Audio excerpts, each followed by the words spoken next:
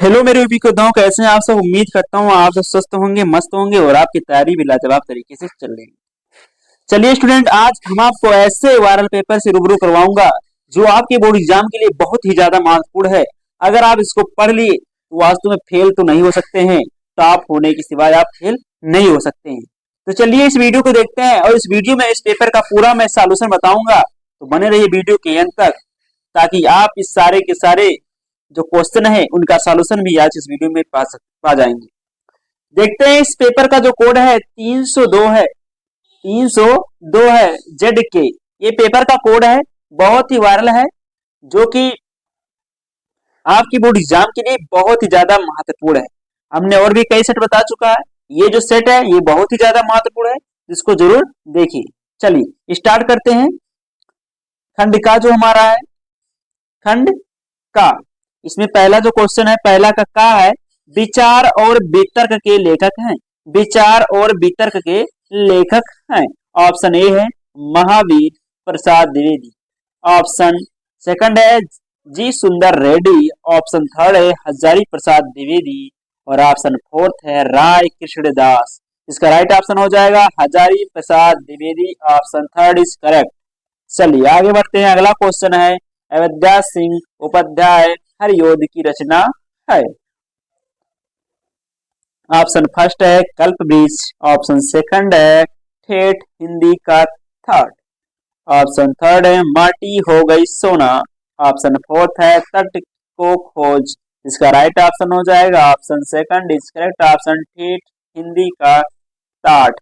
चलिए आगे बढ़ते हैं। अगला जो क्वेश्चन है इसमें देखिए ये भी दे दिया है कि कौन सा किसकी रचना है, उसको यहाँ बता दिया। जैसे कल्पवृक्ष जो है वासुदेव शरण अग्रवाल जी का है। माटी हो गई सोना कन्हैया लाल मिश्र प्रभाकर जी का है। और तट की खोज ये था, तट की खोज जो है शंकर परसाई जी की है। चलिए आगे बढ़ते हैं। अगला जो है गा है नीड़ का निर्माण फिर रचना की विधा है। ऑप्शन फर्स्ट है आत्मकथा। ऑप्शन सेकंड है नाटक। ऑप्शन थर्ड है संस्मरण। ऑप्शन फोर्थ है निबंध। इसका राइट ऑप्शन हो जाएगा option first is correct. Option आत्मकथा। चलिए, जबकि नीड़ का निर्माण फिर रचना हरिवंश राय बच्चन की है। चलिए आगे बढ़ते हैं। अगला क्वेश्चन है हरिशंकर परसाई का निबंध संग्रह। हरिशंकर परसाई का निबंध संग्रह है। ऑप्शन फर्स्ट है विचार प्रवाह। ऑप्शन सेकंड है पृथ्वी पुत्र। ऑप्शन थर्ड है तब की बात और थी। ऑप्शन फोर्थ है छड़ बोले कड़ मुस्काए। तो इसका राइट ऑप्शन हो जाएगा option third is correct option हो जाएगा। जबकि विचार प्रवाह जो है हजारी प्रसाद द्विवेदी जी का है। पृथ्वी पुत्र वासुदेव शरण जी की है। और तब की बात और थी हरिशंकर परसाई जी की है। चलिए आगे बढ़ते हैं। ये कह रहा है छड़ बोले कड़ मुस्काए, ये प्रभाकर जी की रचना है। आगे बढ़ते हैं। अगला जो क्वेश्चन हमारा क्या कह रहा है, हिंदी की प्रथम पत्रिका उदंत मार्तंड के संपादक थे। इसमें फर्स्ट ऑप्शन है बाल कृष्ण भट्ट है। ऑप्शन सेकंड है प्रताप नारायण मिश्र। ऑप्शन थर्ड है किशोरी लाल गोस्वामी। ऑप्शन फोर्थ है युगल किशोर शुक्ल। इसका राइट ऑप्शन हो जाएगा option fourth is correct option Yugal Kishore शुक्ल। चलिए क्वेश्चन नंबर 2 का कहा है मैथिली शरण गुप्त की रचना है। मैथिली शरण गुप्त की रचना है। ऑप्शन फर्स्ट है रस कलश। ऑप्शन सेकंड है सिद्धराज। ऑप्शन थर्ड है कामायनी। ऑप्शन फोर्थ है लाहर। इसका राइट ऑप्शन हो जाएगा option second is correct option Siddharaj. चलिए इसमें रस कलश जो है ये अयोध्या सिंह उपाध्याय हरिवंश जी की रचना है। वहीं पे कामायनी जो है जयशंकर प्रसाद जी की है और लाहर जयशंकर प्रसाद जी की रचना है। चलिए आगे बढ़ते हैं। अगला क्वेश्चन है प्रगतिवाद के सशक्त कवि हैं। प्रगतिवाद के सशक्त कवि हैं। ऑप्शन फर्स्ट है राम नरेश त्रिपाठी। ऑप्शन सेकंड है बाल मुकुंद गुप्त। ऑप्शन थर्ड है नागार्जुन। ऑप्शन फोर्थ है डॉक्टर नगेंद्र। इसका राइट ऑप्शन हो जाएगा option third is correct option हो जाएगा नागा अर्जुन। चलिए आगे बढ़ते हैं। अगला क्वेश्चन है मास्को अभी दूर है के रचयिता हैं। ऑप्शन फर्स्ट है त्रिलोचन। ऑप्शन सेकंड है राम स्वरूप शर्मा। ऑप्शन थर्ड है हरिवंश राय बच्चन। ऑप्शन फोर्थ है शिव मंगल सिंह सुमन। इसका राइट ऑप्शन हो जाएगा Shiv Mangal Singh Suman. Option fourth is correct option. चलिए आगे बढ़ते हैं। सच्चिदानंद हीरानंद वात्स्यायन आगे के संपादन में कुल कितने सप्तक प्रकाशित हुए? ऑप्शन फर्स्ट है 1, ऑप्शन सेकंड है 2, ऑप्शन थर्ड है 3, ऑप्शन फोर्थ है 4। इसका राइट ऑप्शन हो जाएगा ऑप्शन फोर्थ 4। इस करेक्ट ऑप्शन हो जाएगा ये। चलिए आगे बढ़ते हैं। अगला क्वेश्चन है सुमित्रानंदन पंत को ज्ञानपीठ पुरस्कार मिला था। ऑप्शन फर्स्ट है लोकायतन पर, ऑप्शन सेकंड है कला और बूढ़ा चाँद पर, ऑप्शन थर्ड है चिदंबरा पर, ऑप्शन फोर्थ है ग्राम्या पर। इसका राइट ऑप्शन हो जाएगा option third is correct option Chidambara पर। चलिए आगे बढ़ते हैं। अगला क्वेश्चन क्या कह रहा है? क्वेश्चन नंबर 3 जो है, दिए गए गद्यांश पर आधारित निम्नलिखित प्रश्नों के उत्तर दीजिए, जो कि 2 × 5 अर्थात 10 नंबर का आपका आएगा। चलिए इसमें क्या कह रहा है? विज्ञान की प्रगति के कारण नई चीजों को निरंतर आविष्कार होता रहता है। जब कभी नया आविष्कार होता है उसे एक नई संज्ञा दी जाती है। जिस देश में उसकी सृष्टि की जाती है वह देश उस आविष्कार के नामकरण के लिए नया शब्द बनाता है। वही शब्द प्रायः अन्य देशों में बिना परिवर्तन के वैसे ही प्रयुक्त किया जाता है। यदि हर देश उस चीज के लिए अपना अपना अलग नाम देता रहेगा तो उस चीज को समझने में ही दिक्कत होगी, जैसे रेडियो, टेलीविजन, स्पुतनिक। तो ये था दिया गया गद्यांश पंक्ति जो थी। अब इससे जुड़े जो क्वेश्चन है उसको देखेंगे। ये क्वेश्चन पहला क्या कह रहा है? क्वेश्चन कहा है उपयुक्त गद्यांश का संदर्भ लिखिए। तो इसका संदर्भ क्या होगा इसको देखते हैं। संदर्भ में प्रस्तुत गद्यांश प्रोफेसर जी सुंदर रेड्डी द्वारा लिखित भाषा और आधुनिकता नामक निबंध से संकलित है।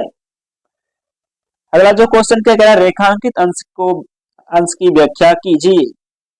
चलिए इसको देखते हैं। रेखांकित अंश की व्याख्या लेखक का कहना है कि, हेडिंग डालेंगे रेखांकित अंश की व्याख्या में लिखेंगे लेखक का कहना है कि विश्व में विज्ञान की प्रगति हो रही है, जिसके कारण नई नई चीजों की सदैव खोज हो रही है। जब किसी नई चीज की खोज होती है तो उसे एक नया नाम दिया जाता है।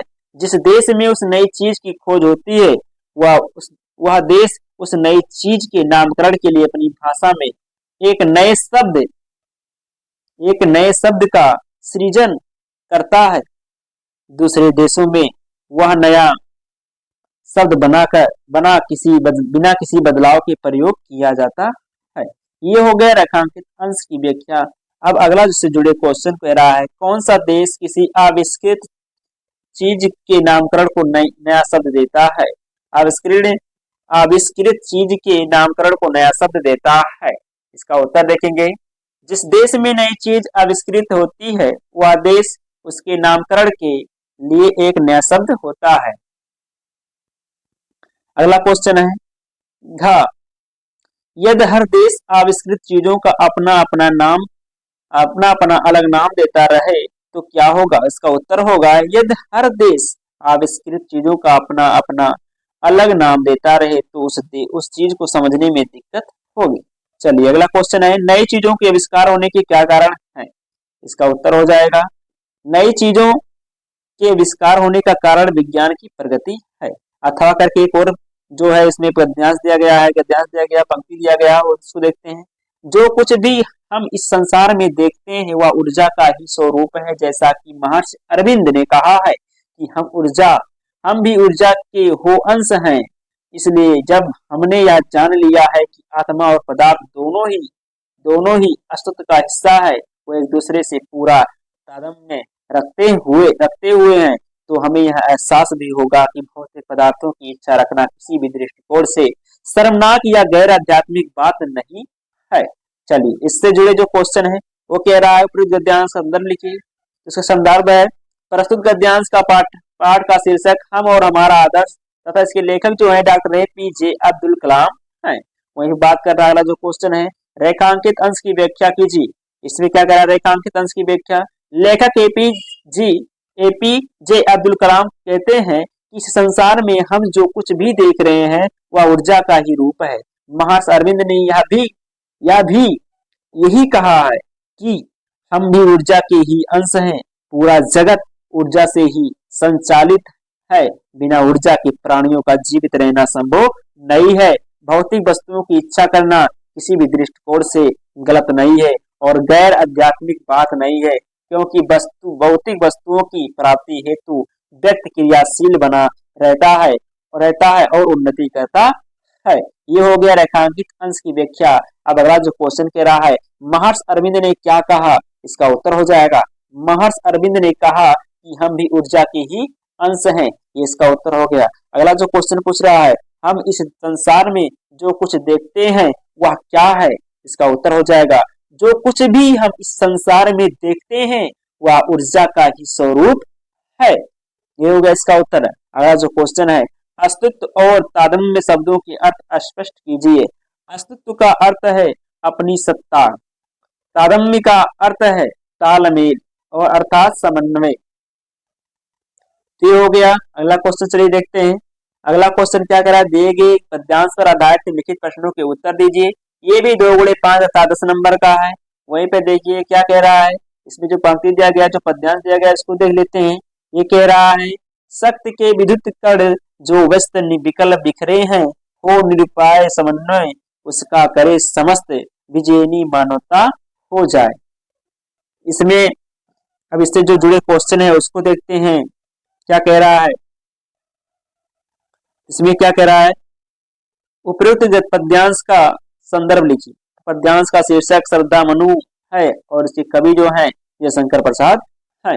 वही रेखांकित अंश की व्याख्या की बात करें तो इसमें क्या करा, मेरे और तुम्हारे रूप में यह मानवता आज भी सुदृढ़ मूर्ति के समान खड़ी हुई अपने नवीन उत्थान का प्रयास कर रही है। ये हो गया रेखांकित अंश की व्याख्या और हमने यहाँ पे सारा का सारा जो इसका जो 4 लाइन का जो पद्यांश है।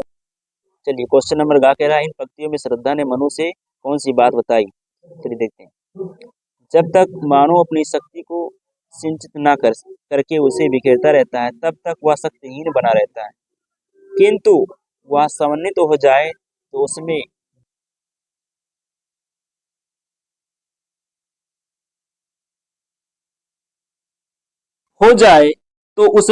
विश्व भर को जीत लेने की अपार शक्ति प्रकट होगी और मानवता अपने पूर्ण विकसित रूप में प्रतिष्ठित हो जाएगी। चलिए अगला क्वेश्चन क्या कह रहा है हमारा। अगला क्वेश्चन कह रहा है, समस्त सृष्टि की रचना किनसे हुई है। समस्त सृष्टि की रचना किनसे हुई है, इसका उत्तर हो जाएगा सृष्टि की रचना शक्तिशाली विद्युत कणों मनुष्यों से हुई है। चलिए अगला क्वेश्चन क्या कह रहा है, श्रद्धा ने मनु को किस प्रकार मानवता का साम्राज्य स्थापित करने के लिए प्रेरित किया है, इसका उत्तर हो जाएगा मानवता महाप्रलय में भी असहाय एवं निरुपाय नहीं है, यह तथ्य निराश लोगों के लिए संजीवनी का कार्य करता है। अतः प्रसाद जी ने मनु को प्रेरित करने के लिए श्रद्धा के माध्यम से इसी उपाय को अपनाया है। इसी में अथवा करके एक क्वेश्चन जो कह रहा है, इसमें जो पद्यांश है वो क्या कह रहा है, मैं कब कहता हूँ जग मेरी दुर्धर गति के अनुकूल बने, मैं कब कहता हूँ जीवन मरुनंदन कानन का फूल बने, कांटा कठोर है तीखा है उसमें उसकी मर्यादा है, मैं कब कहता हूँ वह घटकर प्रांतर का ओछा फूल बने। ये है अथवा करके इसकी व्याख्या देखते हैं। मैं कब कहता हूँ जग मेरी दुर्धर गति के अनुकूल बने, इसका जो अर्थ है, कब कह रहा है कि वह कभी यह नहीं चाहता कि संसार उसके अनुरूप ढल जाए, वह चाहता है कि वह स्वयं संसार के अनुकूल बने। अगला जो लाइन कहता है, मैं कब कहता हूँ जीवन मरुनंदन कानन का फूल बने, अर्थात कहने का तात्पर्य है कि कब कह रहा है कि वह कभी यह नहीं चाहता कि उसका जीवन एक सुखद बगीचे की तरह हो, वह जानता है कि जीवन में कठिनाइयां आती है। वहीं पे अगली लाइन क्या कहता है, कांटा कठोर है तीखा है उसमें उसकी मर्यादा है, मैं कब कहता हूँ वह घटकर प्रांतर का ओछा फूल बने, अर्थात कभी कह रहा है कि कांटा कठोर और तीखा होता है लेकिन फिर भी उसकी अपनी एक मर्यादा होती है, वह कभी यह नहीं चाहता कि कांटा एक साधारण फूल में बदल जाए। अब चलिए देखते हैं इसमें जो है कौन कौन सा क्वेश्चन है। इसमें पहला जो का क्वेश्चन है देखिए क्या कह रहा है, उपयुक्त पद्यांश का संदर्भ लिखिए। तो संदर्भ क्या लिखेंगे, पाठ का नाम है मैंने आहूत बनकर देखा, लेखक का नाम है अज्ञे। वहीं पे अगला जो क्वेश्चन क्या कह रहा है, रेखांकित अंश की व्याख्या कीजिए। इसका उत्तर हो जाएगा, कवि कह रहा है कि वह कभी यह नहीं चाहता कि संसार उसके अनुरूप ढल जाए, वह चाहता है कि वह स्वयं संसार के अनुकूल बने, और वह कभी यह नहीं चाहता है कि उसका जीवन एक सुखद बगीचे की तरह हो। वह जानता है कि जीवन में कठिनाइयां आती हैं। वहीं बात करें, अगला जो क्वेश्चन हमारा है वो कह रहा है, कांटा कठोर है तीखा है उसमें उसकी मर्यादा है का आशय स्पष्ट कीजिए। उत्तर है, इस पंक्ति का आशय यह है कि हर चीज की अपनी एक विशेषता होती, कांटा कठोर और तीखा होता है, यह उसकी पहचान है। हमें किसी चीज को बदलने की कोशिश नहीं करनी चाहिए, बल्कि उसे उसकी विशेषता के साथ स्वीकार करना चाहिए। ये हो गया इसका उत्तर। अब देखिए घा जो कह रहा है, जीवन मरु में कौन सा अलंकार है, इसमें पूछ रहा है जीवन मरु में कौन सा अलंकार है। तो यहाँ मरु शब्द का प्रयोग जीवन के लिए किया गया है, यह एक रूपक अलंकार है। रूपक में दो भिन्न वस्तुओं या भावों की तुलना की जाती है, यहाँ जीवन कुमारी मरुभूमि से तुलना की गई है, जो दर्शाता है कि जीवन में कठिनाइयां और संघर्ष होते हैं। चलिए अगला क्वेश्चन क्या कह रहा है, अगला क्वेश्चन है, कवि किसकी कामना करता है, कवि किसकी कामना करता है।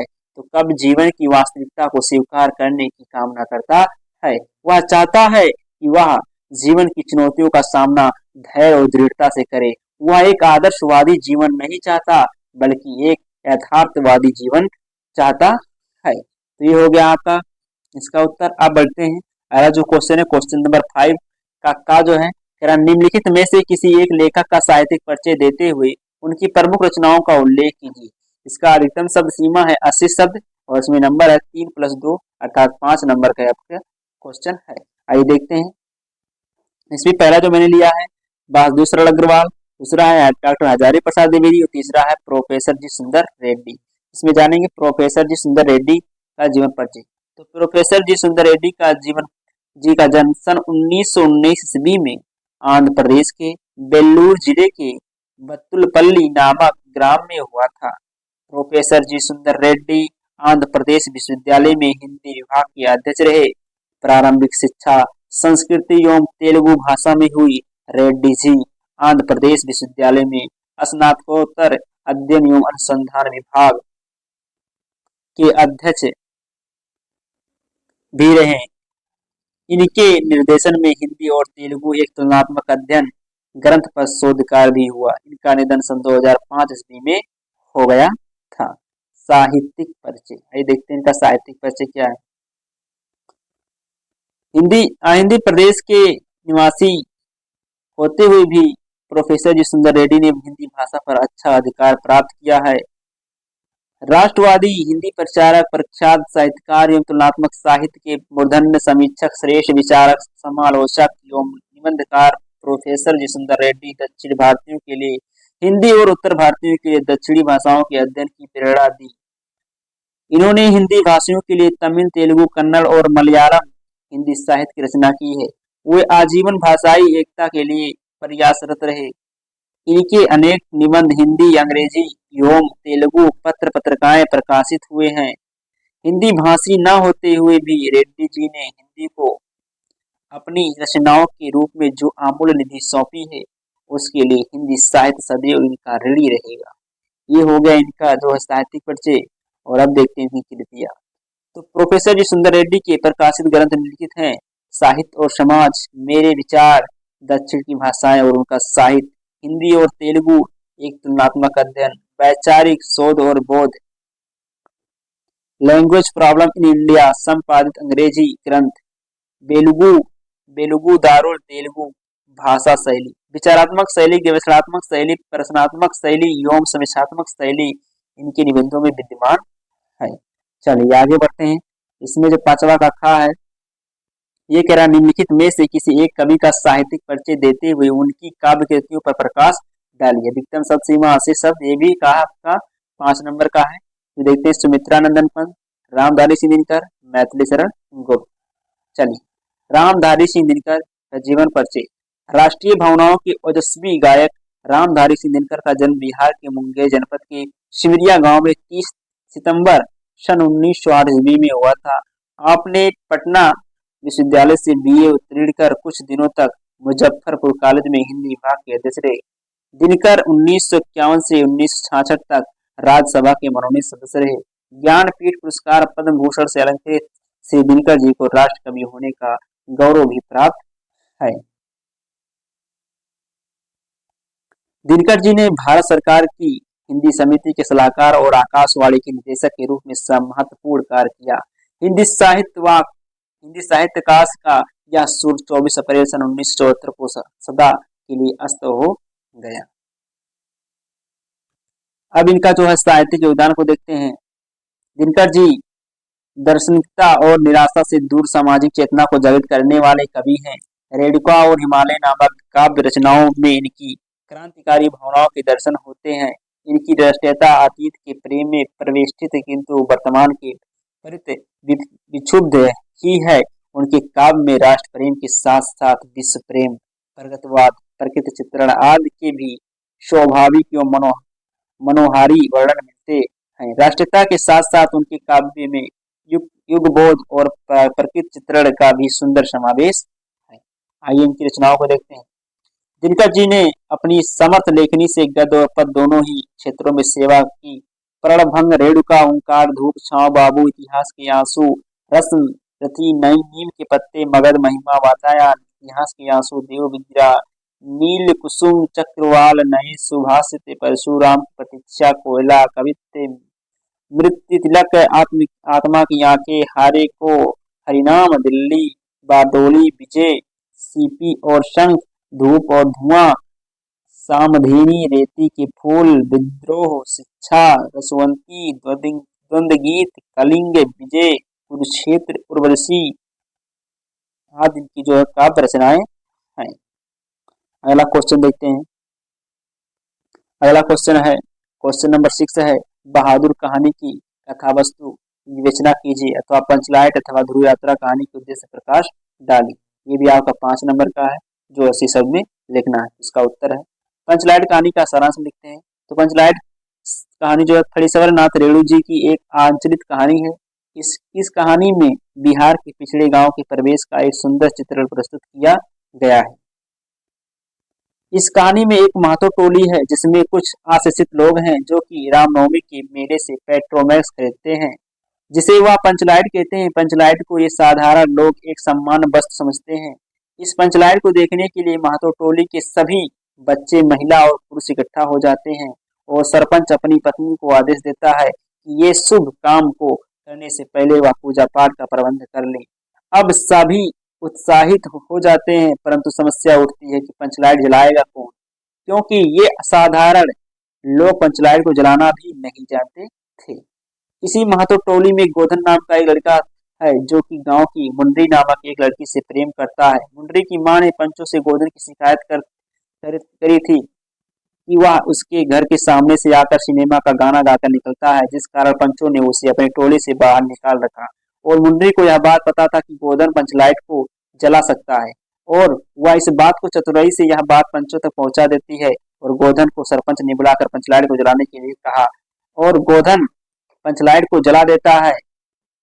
पंच गोधन को पुनः जात में ले लेते हैं। मुंडली की मां गुलरी काकी प्रसन्न होकर गोधन को अपनी घर शाम को भोजन का निमंत्रण देती है। 5 पंच लोग भी बहुत उत्साहित होकर गोधन को कह देते हैं तुम्हारा 7 पूर्ण मार, खूब गाओ सलीमा का गाना और पंचलाइट की रोशनी में सब लोग अपना भजन कीर्तन करते हैं तथा उत्साह को मानते हैं।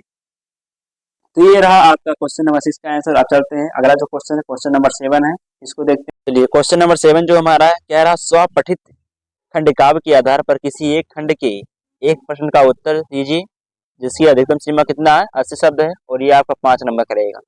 चलिए देखते हैं। तो खंड काव्य जो होता है जिले में अलग अलग होता है, ये चीज आपको अच्छे से पता होगा। तो आपके जो जिले में होगा वो अपने विशेषज्ञ से पूछ करके वही करिएगा। चलिए देखते हैं इसमें कौन कौन सा इंपॉर्टेंट उसी को दिया है। मुक्ति यज्ञ खंड काव्य के आधार पर गांधी जी का चरित्र चित्रण कीजिए अथवा मुक्ति यज्ञ खंड काव्य के आधार पर नमक आंदोलन की कथा वस्तु लिखिए। फिर एक खा है रसमृति खंड काव्य के आधार पर कर्ण की चारित्रिक विशेषताओं पर प्रकाश डालिए। अथवा करके कह रहा है रसमृति खंडकाव्य की कथा वस्तु संक्षेप में लिखिए।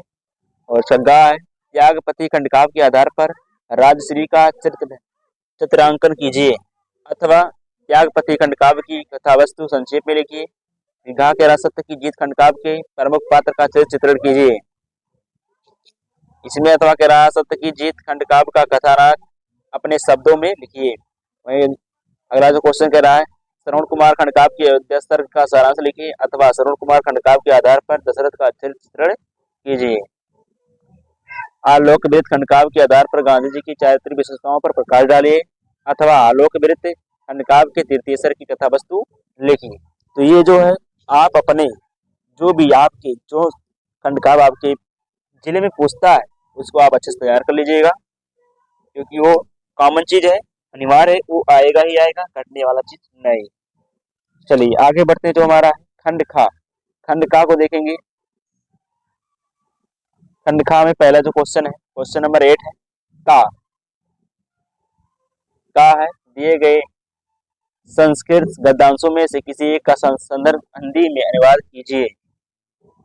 क्वेश्चन नंबर 8 का है दिए गए संस्कृत गद्यांशों में से किसी एक का संदर्भ हिंदी में अनुवाद कीजिए। इसमें देखिए दिया गया अस्माकम रामायण महाभारत ऐतिहासिक ग्रंथ चत्वारो वेदा सर्वा उपनिषदा अष्टादश पुराणानि अन्यान्य च महाकाव्यानि अस्म्येव भाषायां लिखितानि सन्ति। इयमेव भाषा सर्वा सामान्यभाषाणां जननीति मन्यते। भाषा तत्त्वविद्धि संस्कृतस्य गौरवं बहु ज्ञानाश्रयत्वं व्यापकत्वं च न कस्यापि दृष्टेराविष्यः।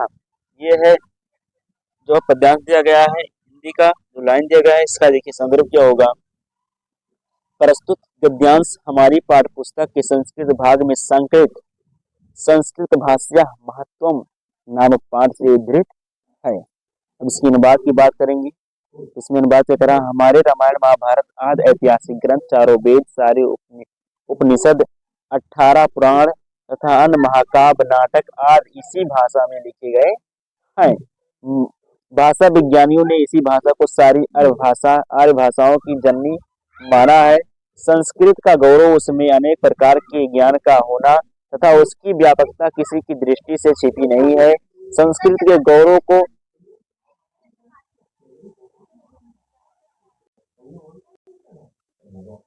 संस्कृत का गौरव उसमें अनेक प्रकार के ज्ञान का होना तथा उसकी व्यापकता किसी की दृष्टि से छिपी नहीं है। संस्कृत के गौरव को ध्यान में रखकर ही आचार्य श्रेष्ठ दंडी ने ठीक ही कहा है। संस्कृत को महर्षियों ने दिव्य वाणी कहा है। इसी में अथवा करके जो पंक्ति दी गई है उसको देखते हैं।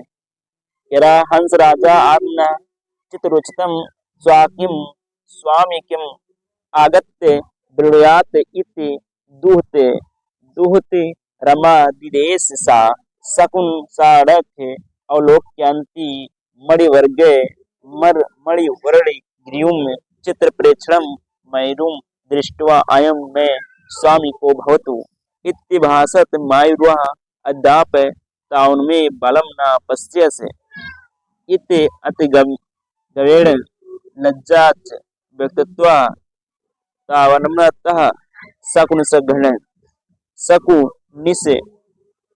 भस्य मध्य पच्छौ प्रसार नर्तितु मार बधवान। ये पंक्ति दिया गया है, इसको कर लीजिएगा। और आगे बढ़ते हैं। जो अगला हमारा क्वेश्चन है रहा है क्वेश्चन खा जो है दिए गए पद्यांशों में से किसी एक का संदर्भ हिंदी में अनुवाद दीजिए। जो भी आपका ये भी 7 नंबर का 2+5। चलिए आगे बढ़ते हैं। इसमें जो पंक्ति दिया गया उसको देखते हैं। पहले कह रहा प्रीणाति या सुचरितौ पित्रम सा पुत्रो यद भर्तुरेव हितमच्छते तत् कलत्रम तन्मित्रम मा पदि सुख च सक्रियम यद एकत्रयम जगत पुड़कृत्यो लभन्ते। इसका संदर्भ है यह श्लोक संस्कृत दिग्दर्शिका के सुभाष तरत्नानी शीर्षक पाठ से अवतरित है। और इसका जो अनुवाद है उसको देखते हैं। अनुवाद कह रहा है, जो पिता को अच्छे आचरण से प्रसन्न करता है, ऐसा पुत्र जो पत्नी का ही हित चाहती है, ऐसी स्त्री जो सुख और दुख में समान व्यवहार वाला है, ऐसा मित्र, इन तीनों को संसार में पुण्यशाली जन ही पाते हैं। ये हो गया इसका। अब इसी में अथवा करके जो दिया है एक और पद्यांश, उसको भी देख लेते हैं क्या है। ऋषियो राक्षसी माहु वाच मुन्म दत्तप्यो सा यौन्यः सर्ववेराणाम सा ही लोकस्य निर्रीत्या। ये है। चलिए अगला क्वेश्चन मेरा क्वेश्चन नंबर 9 जो है, ये कह रहा निम्नलिखित मुहारों और लोकोक्तियों में से किसी एक का अर्थ लिखकर वाक्य में प्रयोग कीजिए। इससे कहा, आंखों में धूल झोंकना, आंखों में धूल झोंकना, जहाँ चाह वहाँ राह, तिल का ताड़ बनाना, दूर के ढोल सुहाने। चलिए इसको देखते हैं। इसका है आंखों में धूल झोंकना अर्थात धोखा देना, इसका वाक्य प्रयोग है, शैलेश मेरा पैसा लेकर मेरी आंखों में धूल झोंक कर चला गया। अगला कह रहा है, जहाँ चाह वहाँ राह, वाक्य प्रयोग इसका है, जिस कार्य को व्यक्ति अपनी दृढ़ इच्छा के साथ करता है तो उस कार्य को पूरा होने का रास्ता मिल ही जाता है। आगे देखिए, कह रहा तिल का ताड़ बनाना, तिल का ताड़ बनाना, छोटी सी बात को बहुत बड़ा चढ़ाकर कहना, वाक्य प्रयोग इसका है, रोशनी तुम क्यों तिल का ताड़ बनाकर लोगों से झगड़ते रहते हो। अगला है, दूर के ढोल सुहाने होते हैं, दूर से सब कुछ अच्छा लगता है। वाक्य प्रयोग, पहाड़ों की सुंदरता पर हर कोई मोहित होता है, लेकिन वहाँ जीवन यापन करना सच में दूर के ढोल सुहाने लगने जैसा है। आगे बढ़ते हैं। अगला जो क्वेश्चन है हमारा क्वेश्चन नंबर 10 जो है, आप पठित गद्यांश पर उत्तर दीजिए। संध विच्छेद और व्यक्ति एक वचन के स्थान पर सिलेबस में नया जुड़ा है। वही देखिए क्या कह रहा है। 11 जो हमारा है क्वेश्चन नंबर 11 का कहा, निम्नलिखित शब्द युग्मों का सही अर्थ चयन करके लिखिए। यानी 1+1 अर्थात 2 नंबर का आएगा। सुत सुत, यानी इसका क्या अर्थ होता है उसको देखते हैं। इसमें ऑप्शन आ है पुत्र और पुत्री, ऑप्शन बा है पुत्र और धागा, ऑप्शन सा है बालक और केस, ऑप्शन दा है पुत्र और साथी। इसका राइट ऑप्शन हो जाएगा पुत्र और धागा, option B is correct option. चलिए आगे बढ़ते हैं। अगला जो क्वेश्चन है, जलद जलद जलद, इसमें क्या है, ऑप्शन फर्स्ट है इसका आ है बादल और पानी, ऑप्शन बा समुद्र और जल, ऑप्शन सा है बादल और समुद्र, ऑप्शन दा है वर्षा और सरिता। इसका राइट ऑप्शन हो जाएगा ऑप्शन सा इज करेक्ट ऑप्शन, बादल और समुद्र। चलिए आगे बढ़ते हैं। अगला जो क्वेश्चन है क्वेश्चन खा जो हमारा है, लिखित शब्दों में से किसी एक शब्द के 2 सही अर्थ लिखिए। ये भी 2 नंबर का आपका आएगा। तेरा भुजंग, हार, पर, आर्क। चलिए देखते हैं इसको। आर्क, काढ़ा सूर, आग का पौधा। हार, एक आभूषण का नाम, गले में पहनने हेतु अपराजे। भुजंग मतलब सांप, स्त्री का उपपति, शीशान नामक धातु। चलिए क्वेश्चन नंबर गा जो है, निम्नलिखित वाक्यांशों के लिए एक सही शब्द का चयन करके लिखिए। ये भी 2 नंबर का है। तो देखते हैं, किए गए उपकार को ना मानने वाला, किए गए उपकार को ना मानने वाला, इसमें ऑप्शन आ है अकर्ता, ऑप्शन बा कृतज्ञ, ऑप्शन सा है कृतघ्न, ऑप्शन दा है आकृतघ्न। इसका राइट ऑप्शन हो जाएगा ऑप्शन दा इज करेक्ट ऑप्शन हो जाएगा आकृतघ्न। चलिए आगे बढ़ते हैं। अगला जो क्वेश्चन है, बहुत कम बोलने वाला, ऑप्शन आ है अल्पभाषी, ऑप्शन बा है मितभाषी, ऑप्शन सा है वाचाल, ऑप्शन दा है मिताग्रही। इसका राइट ऑप्शन हो जाएगा option A is correct option हो जाएगा अल्पभाषी। चलिए आगे बढ़ते हैं। अगला जो क्वेश्चन है क्वेश्चन का है, निम्नलिखित में से किन्हीं 2 वाक्यों को शुद्ध करके लिखिए। ये भी 2 नंबर का आपका है। कह रहा है, तुम तो कुर्सी पर बैठे हो, इस सरोकार में अनेकों कमल खिले हैं, कृपया अनुमोदन करने की कृपा करें, आप प्रातःकाल के समय आइएगा। इसको देखिए, इसका उत्तर क्या है। तुम कुर्सी पर बैठे हो, इस सरोकार में अनेक कमल खिले हैं, कृपया अनुमोदन प्रदान करें, आप प्रातःकाल आइएगा।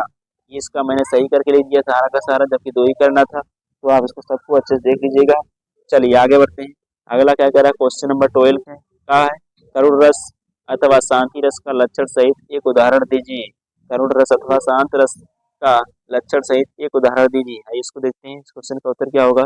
करुण रस शोक अथवा दुख की अवस्था में जो शोक का स्थायी भाव, विभाव, अनुभाव और संचारी भाव का सहयोग सहयोग है पाकर पुष्ट होता है, वह करुण रस कहलाता है। इसका उदाहरण है, इस करुणा कलित हृदय में अब विकल रागिनी विजबस्ती, क्यों हाहाकार स्वरों में वेदना असीम गुजरती। ये हो गया। अगला जो क्वेश्चन है, क्वेश्चन खा है, अनुप्रास अलंकार अथवा रूपक अलंकार का लक्षण तथा उदाहरण लिखिए। ये भी वेरी वेरी इंपॉर्टेंट है, सबका सब जो कंपलसरी आएगा ही आएगा, तो ये भी 2 नंबर का है। इसको देख लेते हैं। उसका उत्तर है, जहाँ उपमेय को उपमान के रूप में कहा जाए वहाँ वो रूपक अलंकार होता है। जैसे हमारे हरी हारिल की लकड़ी। वहीं अगला जो क्वेश्चन है, क्वेश्चन का चौपाई छंद अथवा सोरठा छंद का लक्षण सहित एक उदाहरण लिखिए। चलिए देखते हैं। सोरठा छंद या अर्धसम मात्रिक छंद है, जिसके प्रथम और तृतीय चरण सम होते हैं और उनमें 11 मात्राएं होती हैं तथा अंत में गुरु लघु वर्ण होते हैं। द्वितीय और चतुर्थ चरण में 13 मात्राएं होती हैं। कहीं कहीं तुक भी मिलता है या दोहा का बिल्कुल उल्टा होता है।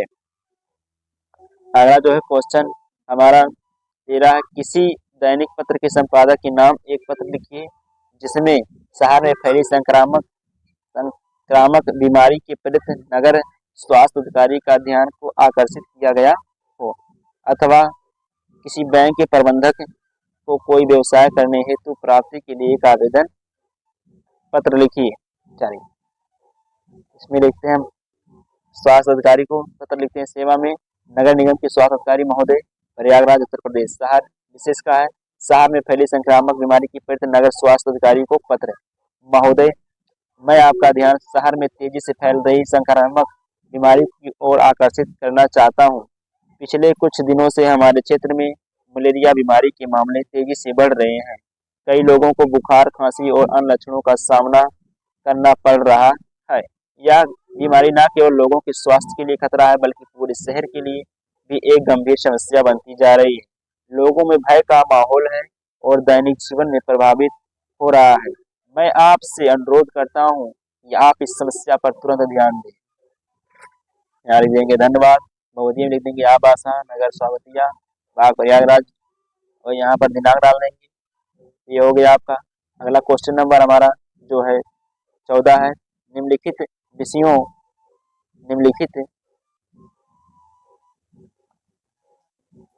विषयों में से किसी एक विषय पर अपनी भाषा शैली में निबंध लिखिए। तेरा कृषक जीवन की त्रासदी, अनियंत्रित भ्रष्टाचार कारण और निवारण, महिला आरक्षण की सार्थकता, घर बढ़ती जनसंख्या तथा रोजगारी की समस्या। यह आपका जो है टोटल 9 नंबर का आता है। तो इसको देखते हैं। इसमें कृषक जीवन की त्रासदी पर निबंध, इसको देखते हैं। भारत एक कृषि प्रधान देश है और किसान हमारी अर्थव्यवस्था के रीढ़ की हड्डी है, लेकिन आज के समय में किसान का जीवन त्रासदी एक गंभीर मुद्दा बन गया है। किसानों को कई तरह की समस्याओं का सामना करना पड़ रहा है, जिनमें से कुछ प्रमुख समस्याएं निम्नलिखित हैं। ऋण का बोझ, ऋण का बोझ। अधिकांश किसान कर्ज के बोझ तले दबे हुए हैं। फसलों की खराब पैदावार, प्राकृतिक आपदाएं और बाजार में कम दाम मिलने से किसान कर्ज लेने के लिए मजबूर हो जाता है। अगला जो है हेडिंग है खाद्य सुरक्षा। किसानों को खाद, बीज और सिंचाई के लिए पर्याप्त सुविधाएं नहीं मिल पाती हैं।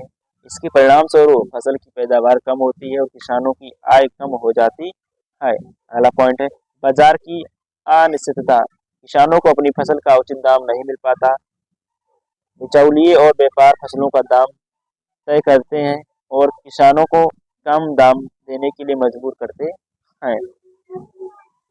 कृषि लागत, खेती की लागत लगातार बढ़ रही है, जबकि फसलों के दाम स्थिर हैं। इसमें किसानों की आय कम होती जा रही है। जलवायु परिवर्तन, परिवर्तन के कारण अनियमित वर्षा, सूखा और बाढ़ जैसी समस्याएं बढ़ रही हैं, जिससे किसानों की फसलें बर्बाद हो रही हैं। अगला पॉइंट है आत्महत्या। इन समस्याओं के कारण कई किसान आत्महत्या कर लेते हैं। किसानों की समस्या के कारण सरकारी नीतियों का अभाव। सरकार किसानों के हित में पर्याप्त नीतियां नहीं बना पा रही है। बिजली की कमी, सिंचाई के लिए बिजली की पर्याप्त उपलब्धता नहीं है। बुनियादी ढांचे का अभाव, सड़कों, गोदामों और बाजारों का अभाव किसानों के लिए एक बड़ी समस्या है। कृषि में आधुनिक तकनीक का अभाव, अधिकांश किसान पारंपरिक तरीकों से खेती करते हैं जिससे उत्पादन कम होते हैं। अब इसका निष्कर्ष है, किसानों की समस्या का समाधान करना एक जटिल चुनौती है। इसके लिए सरकार को कृषि क्षेत्र में निवेश बढ़ाना होगा, किसानों को ऋण उपलब्ध कराना होगा, बाजार में सुधार करना होगा और कृषि में आधुनिक तकनीक का उपयोग बढ़ाना होगा। इसके साथ ही हमें किसानों का सम्मान देना होगा और उनकी समस्याओं के प्रति संवेदनशील होना होगा। तो ये रहा आज का जो है हमारा वायरल पेपर, जो आपके बोर्ड एग्जाम के लिए बहुत ही ज्यादा महत्वपूर्ण है। अगर आप इसको देख लें तो वास्तव में आप टॉप करेंगे। मेरे द्वारा जितने बताए गए सेट है, अगर सबको तैयार कर लेते हैं तो आप पक्का है आप 99% आप जो है हिंदी में लाएंगे।